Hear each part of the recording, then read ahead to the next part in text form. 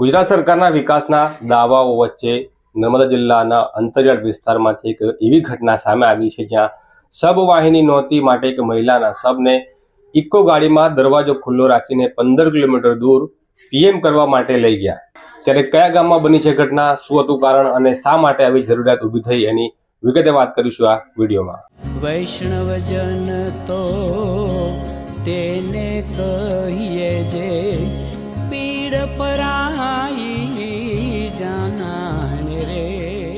નવજીવન ન્યૂઝમાં તમારું સ્વાગત છે। ગુજરાત સરકાર અવારનવાર જાહેરાતો આપીને પ્રચાર કરે છે કે તેમણે 23 વર્ષમાં ગુજરાતની કાયાપલટ કરી દીધી છે, ખૂબ બધો વિકાસ કરી દીધો છે, પરંતુ અંતરિયાળ જે વિસ્તારો છે, આદિવાસી વિસ્તારો છે, એમાંથી સમયાંતરે એવી ઘટનાઓ સામે આવી છે જે સરકારના દાવાઓની પોલ ખોલે છે। ક્યાંક તો પ્રસૂતાઓને જોડીમાં લઈ જવામાં આવે છે, ક્યાંક તો સ્મશાનના રસ્તાઓ નથી હોતા, તો ક્યાંક તો રસ્તા નથી હોતા, ક્યાંક નાળા તૂટી ગયેલા હોય છે, ક્યાંક શાળાઓ જર્જરિત હોય છે। ત્યારે આ જ પ્રકારની એક ઘટના નર્મદા જિલ્લાના ડેડિયાપાડા તાલુકામાંથી સામે આવી છે, જ્યાં ગઈકાલે બપોરના સમયે એક ડેડિયાપાડાથી 15 કિલોમીટર દૂર આવેલા સોલિયા ગામની અંદર એક મહિલાની કોઈ કારણોસર તેના પતિએ હત્યા કરી દીધી હતી।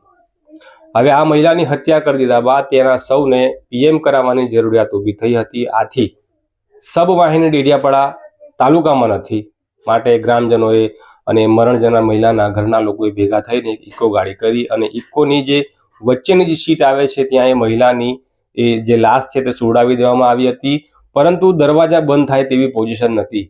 ત્યારે કારણ કે મહિલાના પગ 1.5 ફૂટ જેટલા ગાડીની બહાર હતા અને જેથી દરવાજો બંધ થાય તેવી પરિસ્થિતિ નહોતી અને એટલી મોટી કોઈ ગાડી પણ નહોતી કે જેમાં મહિલાના સૌને સુવડાવી શકાય। તો ગ્રામજનોએ દરવાજો ખુલ્લો રાખીને 15 કિલોમીટર દૂર ડેડિયાપાડા જે સરકારી દવાખાનું છે ત્યાં સુધી રાત્રિના સમયે એ મહિલાના સૌને લાવવામાં આવ્યું।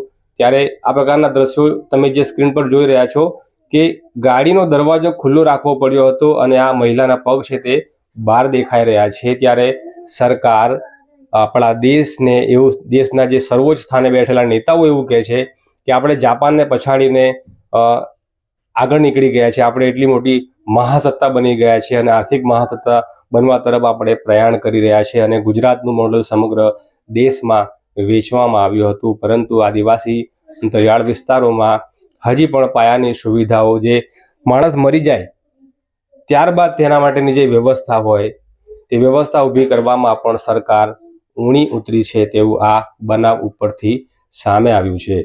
હવે આ મહિલાની જે હત્યા થઈ છે એની વાત કરીએ તો જે ડેડિયાપાડાથી 15 કિલોમીટર દૂર આવેલું જે સોલિયા ગામ છે ત્યાં આ મહિલાને તેના પતિએ મોબાઈલ જોવાના કારણે કંઈક બોલાચાલી થઈ હતી અને તેના કારણે આ મહિલાના પતિએ કુવાડી દ્વારા આ મહિલાના માથામાં જીવલેણ ઘા કરતા આ મહિલાનું પ્રાણપંખર ત્યાં ઘરમાં જ ઉડી ગયું હતું। ત્યારબાદ જે પોલીસ છે ત્યાં પહોંચી હતી અને બાકીની જે બી કોઈ કાર્યવાહી થતી હોય છે તે પોલીસે કરી હશે, પરંતુ આ મહિલાના સૌને પીએમ માટે જે લઈ જવાની જરૂરિયાત ઊભી થઈ હતી ત્યારે સબ વાહિની નહોતી અને આખરે ગ્રામજનોએ આ રીતે ઇકો ગાડીમાં દરવાજો ખુલ્લો રાખીને 15 કિલોમીટર દૂર આ સૌને લઈ જવાની ફરજ પડી હતી। તો આ હતા અત્યાર સુધીના સમાચાર। વધુ ન્યૂઝ અને અપડેટ માટે નવજીવન ન્યૂઝ સાથે જોડાયેલા રહેજો।